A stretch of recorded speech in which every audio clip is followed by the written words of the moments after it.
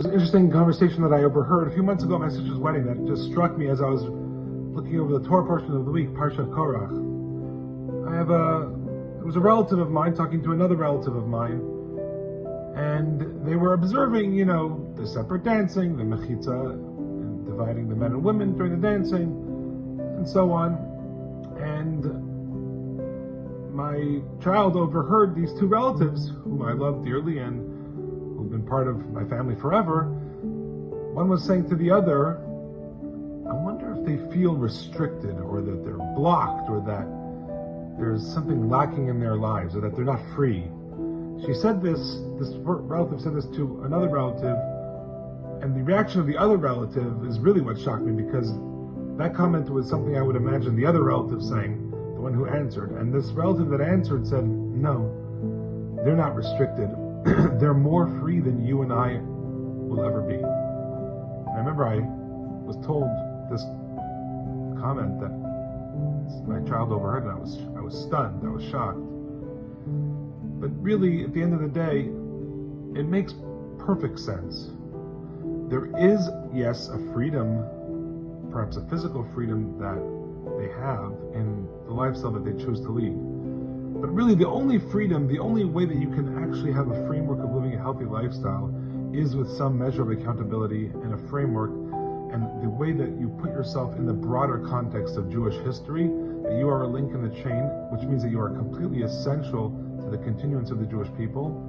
Without you, there's a severe lacking in that chain, but also you're part of the broader picture. There's many other Jews, and they all provide something different to the Jewish people that is completely necessary to make up this beautiful entity called Jewish people and Jewish history. And that's an amazing realization, and it's something perhaps that they're lacking in some fashion.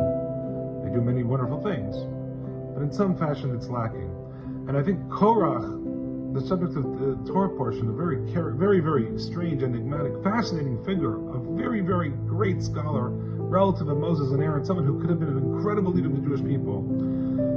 So he had this gift to view the broad strokes of Jewish history and how he fit inside it, and he badly wanted to change the course of Jewish history.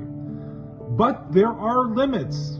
There's limits to power, there's limits to your ambition, and this is something that he sadly did not understand, and this drove him to the total edge of destruction. And him and his followers went over that cliff, sadly.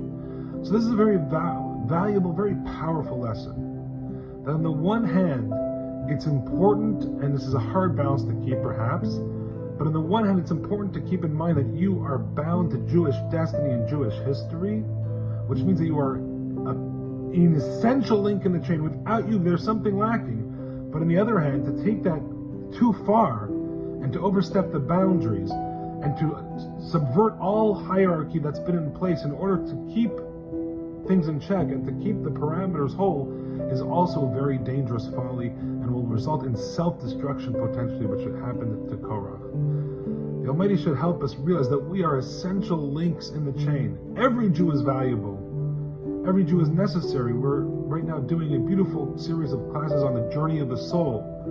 And one practical takeaway from the things that we're discussing, which is by nature esoteric and difficult to grasp, is that one thing is for sure, that the Almighty values each and every neshama, each and every soul that's brought down into a human form to activate its mission is incredibly essential for all of Jewish history. And there's something that particular neshama, combined with that body, fused together to activate the free will decisions, is essential. The world would not be the same without that one neshama over thousands and thousands of years and billions of people. Yes, that one neshama is critical.